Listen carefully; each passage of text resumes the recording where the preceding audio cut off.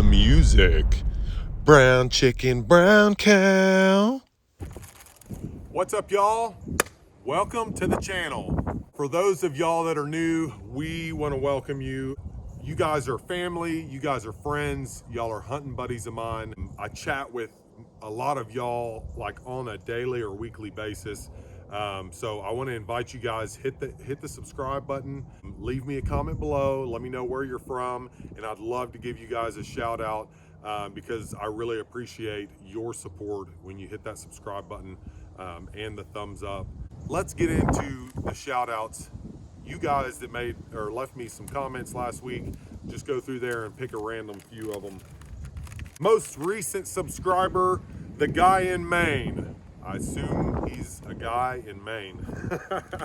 Bucky Blue Eyes, G Train 43, Ethan Qualm, White Lightning, always commenting on Mr. White Lightning, Stephen K from Florida, Barry Sharp, Wes Clay Moore, Chris Pape, Hylul Kindork, I'm sure I screwed that up, West Slope Outdoors,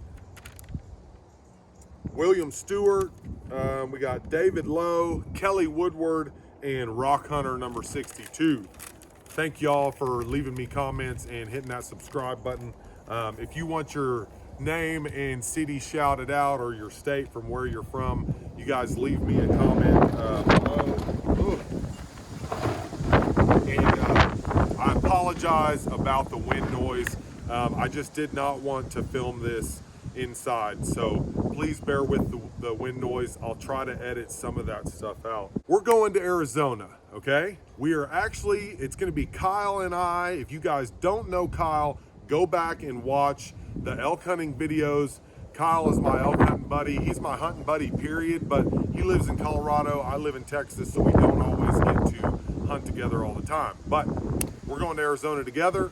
We're gonna be using this canoe right here, and we're gonna be floating through the desert, hunting coos bucks and mule deer bucks. Whatever comes first. I've never shot either one of them, so I'm open to whatever gives me the opportunity. We will be spiking out from the river and going out into the desert, possibly for 2 to 3 days at a time, locating deer, and then if we don't have any luck, we'll go back to the canoe and bomb down river. Now, the most important thing of all of my gear, you guys, and it should be yours too, to be honest with you, I believe it is your broadhead, okay? So I'm gonna get the broadhead and what bow and arrow and stuff that I shoot out of the way. This trip, I will be shooting the Helix. It's a Strickland Archery Helix, 125 grain. I like these single bevel broadheads for whenever I'm shooting longer distances. I don't know why, but it seems like they hold a little bit tighter group than what I normally shoot the iron will. So whenever I think I'm gonna be in close quarters, I'll shoot that iron will because it is just, it's deadly sharp.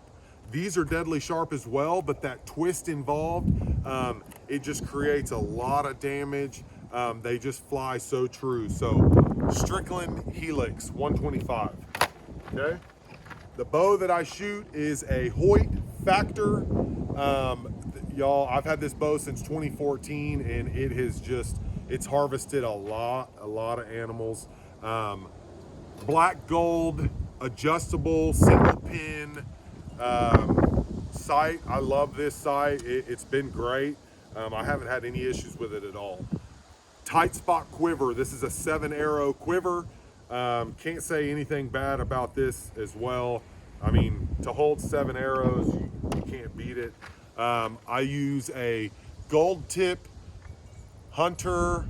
It's the Hunter XT 250s. I also have a 100 grain brass insert with a 50 grain insert behind that, along with the 125 broadhead. So I think it came out to a total of 604 grains. I just measured it today. My release that I shoot is a True Fire. It's the hook release. See that? I like this release. I actually have 2 of them. I had my first one for about 5 or 6 years, and it just started getting rusty, and I had to replace it. Optics. These I will be wearing on my chest along with my rangefinder, my grunt tube. Grunt tube is a Bone Collector's flex tube. I've had this thing forever. My rangefinder is a Nikon Pro Staff 7. It is waterproof. I can't say anything bad about this other than, like most rangefinders, it does not work in bad weather or snow or fog or anything like that. Vortex optics. And sorry guys if I'm going fast. I'm trying to make this video as quick as possible so it doesn't take forever. I use the Vortex 12x50s out there on the mountain. Really, I have these every day. This is my only pair of binoculars. 12x50 Diamondback. These have been awesome. I've had these for a long time. In this pouch right here, in my bino harness, I always carry my wind detector in my left-hand pocket there, and I also have milkweed that I use for those days that the wind's not blowing, to where I just got to find that thermal or whatever. Clothing. As you can tell from all of my videos, I wear Sitka, okay? This is, I believe, the Sitka Traverse. It's like their lightweight hoodie. I wear this every time I'm hunting, every time, okay? Same thing with their Traverse pant. I can't say anything bad about these, y'all. And people have this stigma about Sitka. I'll be honest with you. I don't know anywhere else that I can own a pair of pants. Same thing with my jacket right here. I sent these back for repair. They replaced the jacket for free that I had for 3 years, and then they repaired the pants pocket that I ripped. They repaired that on these pants. So that company, I stick by them 100%. Not only is their camo amazing and animals cannot spot you, but they stand behind it 100%. And to me, that's a huge, huge deal. Okay. Immediately, let's get into the outside of the pack, and then we'll just start to dive in and dissect this thing as we pull stuff off of here. I carry this with me pretty much every time I'm in a backcountry situation. This is a solar panel charger, works great, takes, sometimes maybe an hour. If we stop and take a nap or eat lunch, I'll plug my phone in out into the full sun, and even sometimes without full sun, and it does a great job charging. And I also have battery packs that I use in addition to that. Charging anything, this thing just works great. Right here on this side, I carry, these are my trekking poles, sissy sticks. This is my first year running the sissy sticks. I can't say anything bad about them. I didn't break them this year. I didn't bend them. We packed out 2 bulls, and I've packed out 3 deer with these, so I can't say anything bad about them. Sissy sticks. These are my rattling antlers. I will be taking these to Arizona because I talked to a few people that say they've had luck calling in deer out there. So I'll give it a try. If we're not spotting deer, maybe I'll hit the horns together and see if something comes popping out of the brush. Sitka cold weather hoodie. I pretty much have this with me all during hunting season, unless it's just real early bow season. But this is always in my pack. I've got a pair right here. This is just a pair of, this is the Sitka gaiters.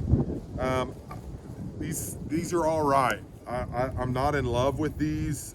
They tend to sag down because of the way the bungee attaches. All in all, I wore these all season. My legs and pants never got wet. I just think there could be a few things that's changed on these, but for 70 bucks, they're not too bad. Top pocket, my rain gear. This is Field and Stream rain gear. It doesn't breathe very well. I tend to sweat in it whenever I do, but if I have to spend all day in rain gear, I'm out. I'm gonna probably hunker down in my shelter to where I don't have to wear this crap.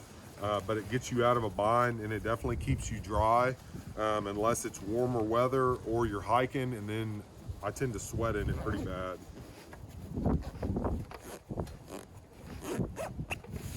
I'm just gonna leave those in there. Let's go to the lid. Top pocket, I usually have my wallet and my hunting license, the keys to my truck. This does not get opened up unless I need to get my tag or I need to get my keys out for my truck. Next, these are Line R Flux battery packs. They seem to work pretty good. I actually got these from Kyle. Those aren't too bad. They can definitely charge your phone probably 4 different times. So about 4 days you can get a battery charge out of that. I keep a Leatherman multi-tool up here. My bino adapter for the tripod. 2 different, this is the older version of the Black Diamond headlamp. This thing has been with me forever. Love it. I went and bought me another one just because of how good that is as a backup. This is also Black Diamond. I think this is the Black Diamond Storm. Pack of dude wipes. And that's it for the lid. A couple of stuff sacks for my sleeping bag and my my sleeping pad. All right, let's get into this outside pocket right here. So right off the bat, if I need it, this is my tarp. This is an Outdoors Way, the Outdoors Way tarp. I think it's a 10 by 12, I believe it is. Awesome tarp. I have it in this game bag. I like to hang this on out there on the tarp because if I'm looking for camp, it's pretty easy to spot.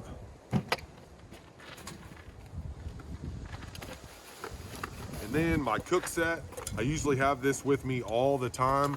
Y'all, I'm not fancy about the cook set. I've had this, no joke, for 7 years. This exact setup.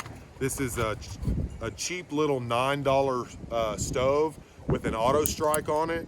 I got it on Amazon for like $9. I've had this for 7 years, y'all. Never had a problem with it, and it boils water pretty quick, and it is very efficient on fuel. And then just a stainless steel cup that fits my gas into. That all fits together, and then I just carry a plastic spoon for eating, for grubbing down. Next, we are going to be in the desert, so I will be carrying all of my my camelbacks. I run 3. I have 1 inside the pack, and then I carry 2 extras because water is very, very important out there, and I like to drink about 1 gallon a day. So about 3 liters per day. This is about 3 days worth. Platypus bags, you cannot beat these things. Do not buy the zipper pouch platypus bags, okay? I also have a 1 liter platypus bag. That's what I mix my mountain ops, my drink mixes and stuff like that in. Right here. Next is my filtration system. If you guys want to know about my water system and what it is, go back to that video. It's down below, filtering water in the backcountry. And this is a foolproof setup. I ran it all this year, never had an issue. I don't like the gravity bags or anything like that. I think they take too long. So I use a pump and a Sawyer filter. Next pouch. In here, I keep my extra clothing. So my Sitka gear, I wear it the whole time. the whole 10 days we're gonna be out there, that's what I'm gonna wear, right? And then underneath that, I'll probably wear like a t-shirt and for sure some underwear. And I'll bring a pair, like 2 pairs of underwear change, 2 pairs of socks, a hoodie, and a pair of gloves, as far as my extra clothes go. So that's in that pocket. This is my little utility pocket. It's not one that I get into a lot. I carry my knife. This is a Holman knife. My father-in-law handmade this. I mean, this thing is friggin' heavy duty. A knife sharpener with a little bit of duct tape on there. I carry a full set of Allens just because you never know what happens whenever you're out there.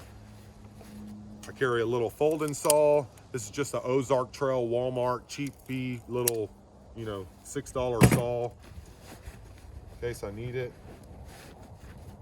I do carry an extra release just in case if me or my hunting buddy happens to leave it. And then some Gorilla tape along with some Ace bandage tape in there. Okay.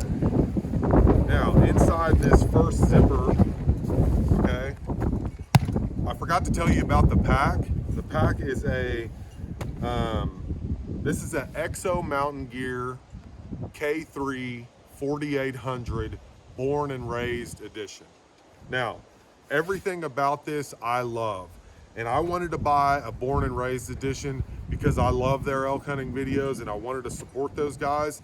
But if I had to go back and do it again, I would not buy the Born and Raised edition pack. Here's why. Because the regular packs have full-size pouches right here, stuff pouches. And Kyle has that pack and it is way more versatile than these itty-bitty pouches that I only put trash in these. I can't hold anything else on them. So that's my only bitch about the Born and Raised edition. In here I have a fire starter kit. This is cotton balls and Vaseline and a little fire starter. Also some hand sanitizer in there just to give it that extra little bump. And then I have some Band-Aids, some ibuprofen, and like repair kit for my bow, extra de-loop material and rest material, and sleeping pad repair kit. Inside of here, I also outfitted this backpack with the Exo Mountain Gear dry bag for this specific pack. It's been okay. Somehow it did get a rip in it, so I had to repair it with some of that Gorilla tape. But other than that, it's fine. It does the job for keeping my stuff completely waterproof. All right, now let's dig into the main body of the pack. All right. So this is the Big Agnes 0 degree Diamond Park sleeping bag. I chose this sleeping bag specifically because I sleep in a hammock for the most part, and I always have a sleeping pad with me, because sometimes you can't always sleep in the hammock, and sometimes you got to be on the ground. So I run a hammock with a sleeping pad, and this specific, there you go, Diamond Park Big Agnes sleeping bag. I love this because it has a bungee area to put your sleeping pad in, and so there's no insulation down here on this bottom. You sleep directly on your sleeping pad, which the insulation on the bottom of your sleeping bag is compressed when you're in it anyway, so it's useless. So all of the down in this sleeping bag is up here on top and kind of wraps around your body. This thing has been, I mean, absolutely amazing this year. It's got the Flatlander patch on it. I can't say anything bad about this. I have not been cold in this, not once. And we did sleep in the snow with it for 4 days in Colorado. Next, this is a Sea to Summit large, I can't remember the name of it, but this is a Sea to Summit large sleeping pad. It has a 4.2 R value rating. I have not tried this pad yet, so I can't tell you anything about it.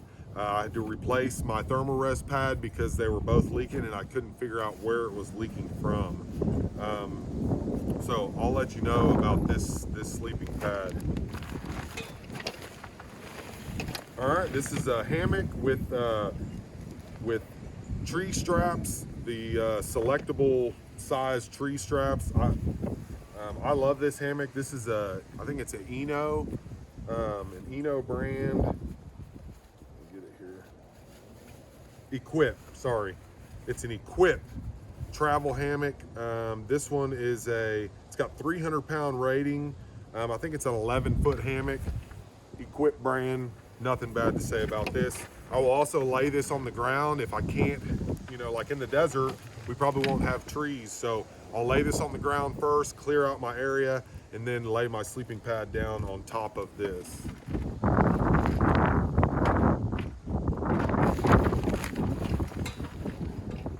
Next, another extra layer for my Sitka. This thing is, I can't remember the name of this. I think this is just the cold, man, I can't remember the name of this, but it's got the mittens right here that are built into the sleeve, and man, this thing is warm right here. Extra layer that I keep packed with me. And then my 3 or 4 days worth of food. This is, if you want to go back and watch that video, I dehydrate my own meals, and I will pack in some Mountain House as well. But this is snacks and drink mix and coffee, all that good stuff that I like to have with me in the backcountry, so that I don't go hungry. Jolly Ranchers, all kind of stuff. That's it, y'all. This is my 3 to 4 day backcountry backpack deer hunt setup right here. I mean, and this doesn't change for elk hunting either. This is the same exact equipment that I take elk hunting with me. I don't really change anything other than the clothes that I'm wearing and maybe the amount of food that I'm gonna carry. I hope this video is, I hope this is educational for you. I hope you can, I do want to tell you this, it does not take fancy gear to kill a deer, right? You guys go buy the tag first. That's the most important part. The next thing is, if you can't do it or you need to do this on a budget, go back, and I keep referring back to my videos, y'all, but the water filtering video is great. How to pack your backpack efficiently video is great. All different kind of things like food preparation, how to dehydrate your own food. That video was awesome. What else? Oh yeah, just how to pack, I think how to go elk hunting for under $2,000, including your tag. That video is great. You don't have to get the best stuff to be able to go hunt. I don't pay for a deer lease or anything like that, so all that money goes into either gear or buying tags for this upcoming season. Give me a thumbs up. Let me know what you think. Questions, anything, let me know. Thank you guys.